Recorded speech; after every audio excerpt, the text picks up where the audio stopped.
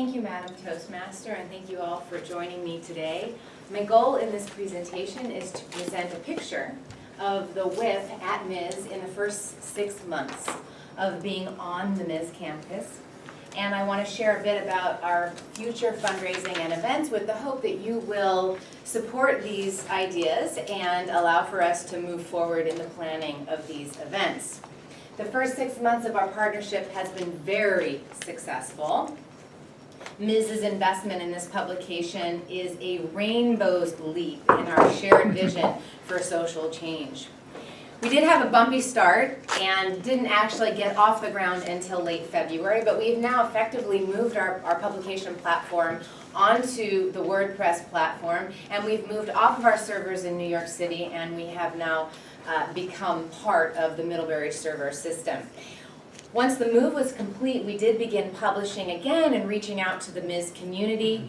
It took a few months to build up our site traffic, but we're now up to over 1,300 monthly visitors and 25,000 page views per month. A monthly visitor is a unique individual who has come to the website and spent at least one session on the website within a specific date range. And a page view is the total number of page views that unique visitors make. So page views account for multiple pages that a unique visitor has visited on the website, and repeat views of a single page are counted in a page view.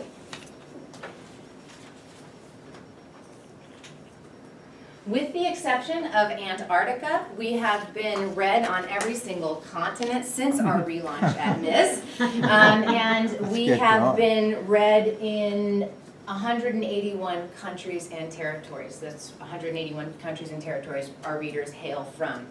The darker portions of this map correlate with larger numbers of readers. So we have the largest number of readership in the United States, but we also do have large numbers in other parts of the world. But in general, our largest numbers do come from the United States.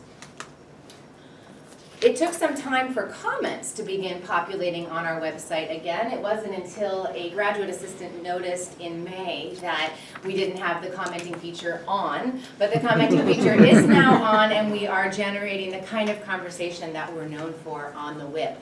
Comments to the WIP are unique. We don't generally inspire the trolls that you'll see on other websites. We don't, trolls are very common online, and they purposefully start arguments with people on websites. Instead, our readers tend to engage with the writer, and they have conversations that play an important role in an article that's published on the WIP. They actually take an article and they take the points that the author's making even further by adding context or illuminating areas that might have been overlooked by the writer, and it's all part of the solution building vision that we share at WIP and at the Monterey Institute of International Studies. Engagement on the WIP by the MIS community. 10 MIS community members have published on the WIP since late February. These include faculty, students, and alumni. And I'm also currently working with 2 faculty members, Masako Toki and Nuket Kardam, whose articles will be ready for publication on the WIP in fall. In total, we've published 34 articles by members of the MIS community since February, and they've been read alone. Just MIS community members, their articles have been read in 126 unique countries and territories, and they've produced 12,570 cumulative page views on the website.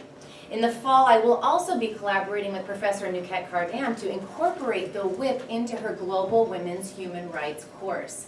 And what we envision doing together is creating a workspace for students to be able to publish the work that they're doing for the course on the WIP, and also engage with women and men on the ground who are actively involved with the issues that they are studying.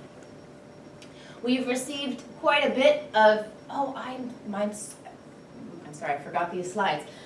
Just to give you a little picture of the students and faculty members, I will just point out a couple. The kinds of women and men who've been participating in the WIP since we launched include Gehad Kanawe. She is an exchange student who spent the last semester at The Monterey Institute, she wrote one article. It had 3,343 views, and it was read in 106 territories.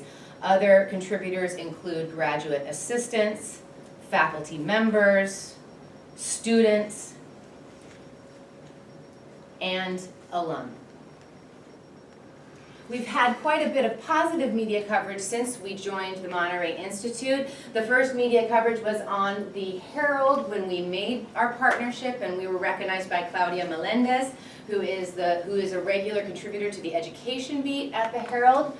I also spoke at a fundraiser for the Community Foundation of Monterey Peninsula, a fundraiser which ended up raising $125,000 for women and girls in the Monterey County, and Ms. was frequently cited as the place in which I was from, and provided some good publicity. And recently, on June 24th, the BBC reached out to a student who blogged on the WIP, and he was asked to become a guest on the BBC's World News Television in response to the article that he published about Iraq on the website.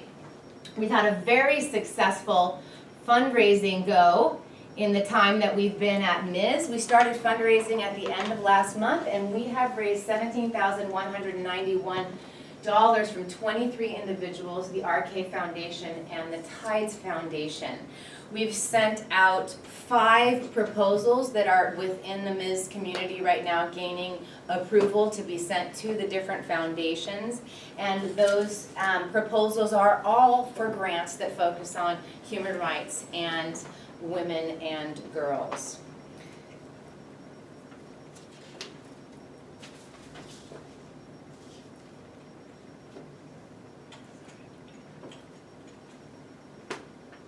Next steps.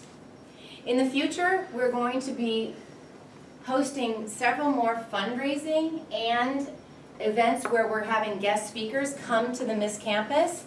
I have a lot more that I would like to share with you, but I realize that my time has run out. So I will conclude by saying that, as you can see, the WIP at Ms. is in a terrific position to increase our impact by expanding the diversity and frequency of articles that we publish and making our content more accessible to readers around the world.